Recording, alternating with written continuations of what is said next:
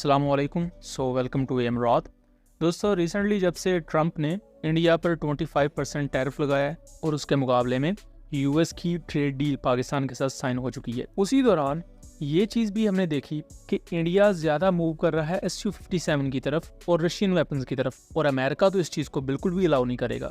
दूसरी तरफ ट्रंप का जो एटीट्यूड है, और ट्रंप जिस तरह की ईगोइस्टिक पर्सन है, वो तो इस चीज़ पर काफ़ी ज़्यादा आग बगोला है, और उसके जो रिसेंट ट्वीट्स हैं उससे भी ये चीज़ वाज़ेह हो रही है।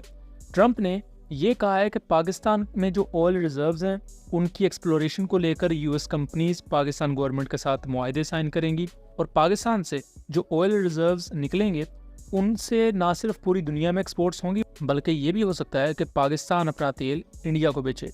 अब जब यूएस और पाकिस्तान के दरमियान इस तरह के ताल्लुकात हैं, दूसरी तरफ रिसेंटली पाकिस्तान के फील्ड मार्शल चाइना में होके आए, चाइना के साथ ताल्लुकात बहुत अच्छे हैं, और चाइना के ही स्पेस लॉन्च सेंटर से पाकिस्तान का सैटेलाइट भी 31 जुलाई को लॉन्च हुआ।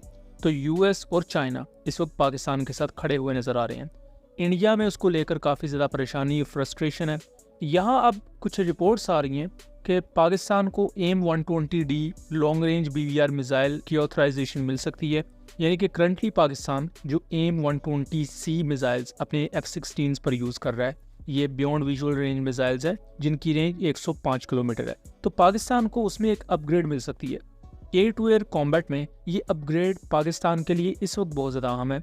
यहाँ जो क्वेश्चन ये उठता है कि पाकिस्तान के पास तो ऑलरेडी 200 किलोमीटर की रेंज वाला PL-15 है, तो फिर ये AIM-120D की क्या ज़रूरत है, ये F-16 को लेकर इतना कंसर्न होने की क्या ज़रूरत है।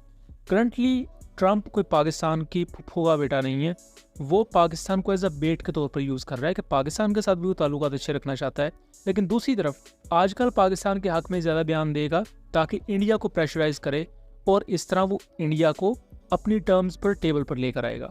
इस कॉन्टेक्स्ट में पाकिस्तान के पास भी अच्छा चांस है कि हमारे पास 75 के अराउंड F-16 मौजूद हैं। उनमें से कुछ F-16 ब्लॉक 52+ हैं, बाकी भी जो F-16 हैं उनमें से 80 to 90% MLU अपग्रेडेड है, यानी कि वो BVR मिसाइल फायर करने के कैपेबल है। पाकिस्तान को सन 2010 से 11 के दरमियान AIM-120C5 beyond visual range missile मिले थे, और उस वक्त पाकिस्तान के पास अपने GF-17 पर PL-12 मिसाइल्स भी इक्विप्ड थे। PL-12 70 से 80 किलोमीटर की रेंज के साथ आता है। सो उस कॉन्टेक्स्ट में AIM-120C मिसाइल ज़्यादा सुपीरियर था, और यही वजह थी कि 2019 में JF-17 को बॉम्बिंग रोल में यूज़ किया गया और F-16 को एयर टू एयर कॉम्बैट में यूज़ किया गया। लेकिन हमने 2025 का कॉन्फ़िगर देखा कि फ्रंट रो पर पाकिस्तान के J-10C और JF-17 ब्लॉक 3 थे, और जो सेकंड लाइन ऑफ डिफेंस थी पाकिस्तान एयरफोर्स की, वहाँ हमने JF-17 ब्लॉक 2 और F-16 को देखा। यानी कि जो अब एयर टू एयर कॉम्बैट में BVR कैपेबिलिटी है, वो J-10C और JF-17 ब्लॉक 3 की F-16 के मुकाबले में बहुत ज़्यादा बेहतर है, क्योंकि long range active electronically scanned अरे रडार है जिसे जैम करना मुश्किल है। दूसरी तरफ PL-15 मिसाइल है जो कम से कम आपको 170 किलोमीटर से ज़्यादा की रेंज तो दे रही है, और इवन प्रैक्टिकल बेसिस पर पाकिस्तान एयरफोर्स ने 182 किलोमीटर दूर तक हिट की हुई है, जिसको अगर ओवरऑल दुनिया में बात की जाए तो सेकंड लॉन्गेस्ट किल है एयर टू एयर कॉम्बैट में, और अगर एक्टिव रडार गाइडेड मिसाइल्स के कॉन्टेक्स्ट में देखा जाए तो पहली लॉन्गेस्ट किल है। अब ये एक ओपिनियन चूँकि वीडियो है, तो हमारा ज़ाती तौर पर ख्याल ये है कि पाकिस्तान को अगर अमेरिका ऑथराइजेशन देता भी है या वेपन सेल अप्रूव होती है पाकिस्तान के लिए, तो ये पैकेज AIM-120C7 या C8 मिसाइल्स का होगा। दोस्तों, AIM-120C8 मिसाइल की रेंज 130 से 140 किलोमीटर के दरमियान है, जबकि जो AIM-120D है ये अभी तक का लॉन्गेस्ट रेंज BVR मिसाइल है यूएस का, और इसका भी एक अपग्रेडेड वेरिएंट उनके पास है AIM-120D3, जिसकी रेंज 180 किलोमीटर तक यूएस की तरफ से क्लेम की जाती है। अमेरिका ने अभी तक AIM-120D को इस तरह प्रोलिफरेट नहीं किया कि हर मुल्क को उन्होंने दिया हो, तो AIM-120D का पाकिस्तान को मिलना ये बहुत रेयर है। इवन दो कि पाकिस्तान की कोशिश है कि पाकिस्तान को वेपन पैकेज F-16 के साथ मिल जाए, क्योंकि पाकिस्तान अगर फ्यूचर में इनको अपग्रेड करता है और इसके साथ आपको मिसाइल्स पुराने ही मिलेंगे तो उसका फ़ायदा नहीं है।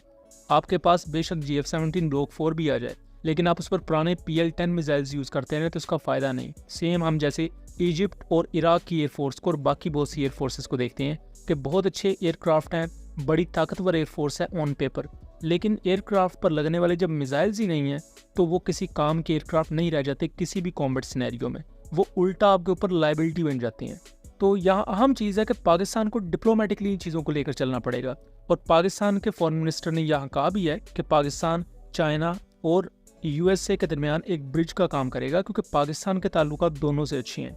और इस वक्त चाइना तो बहुत खुश है जिस तरह पाकिस्तान ने उनके वेपन्स को क्रेडिबिलिटी दी है पूरी दुनिया में। और पाकिस्तान एक ऐसी मिलिट्री के तौर पर उभरा है जिन्होंने बहुत सी मिथ्स शैटर कर दिए हैं कि बेशक आप छोटी कंट्री हो, लेकिन अगर आपके टैक्टिक्स अच्छे हैं तो आप अपने से कई गुना बड़े दुश्मन को भी हरा सकते हैं। यही वजह है कि चाइना भी पाकिस्तान के साथ कोऑपरेट इस वक्त स्ट्रेटेजिक लेवल पर कर रहा है, और यूएस भी पाकिस्तान को अलहदा नहीं छोड़ना चाहता। यूएस भी चाह रहा है कि उनके ताल्लुकात अच्छे हों। और इसके साथ साथ यूएस और चाइना ने जिस तरह अपने दरमियान टैरिफ को लेकर एक इम्प्लिसिट जंग थी, उसमें वो कमी लेकर आए हैं, उसमें उन्होंने रिलीफ एक दूसरे को दिया है। सो यहाँ पाकिस्तान का रोल भी बहुत ज़्यादा अहम है। यहाँ F-16 की फ्लीट को लेकर भी हमें कुछ अच्छी अपग्रेड्स देखने को मिल सकती हैं। इसके साथ साथ पाकिस्तान की जो स्पेशल सर्विसेज ग्रुप है उसमें भी हमें अपग्रेडेड मिलिट्री गियर्स आने वाले वक्त में देखने को मिल सकते हैं, जिसकी इस वक्त ज़रूरत भी है। सो दोस्तों, ये था एक एनालिसिस। उम्मीद करता हूँ चीज़ें क्लियर रही होंगी। वीडियो पसंद आई हो तो इसे ज़्यादा से ज़्यादा शेयर कीजिएगा, ताकि इस तरह की मज़ीद इन्फॉर्मेटिव वीडियोज़ हम आपके लिए लेकर आ सकें। मिलेंगे अगली वीडियो में, तब तक के लिए अल्लाह हाफिज़।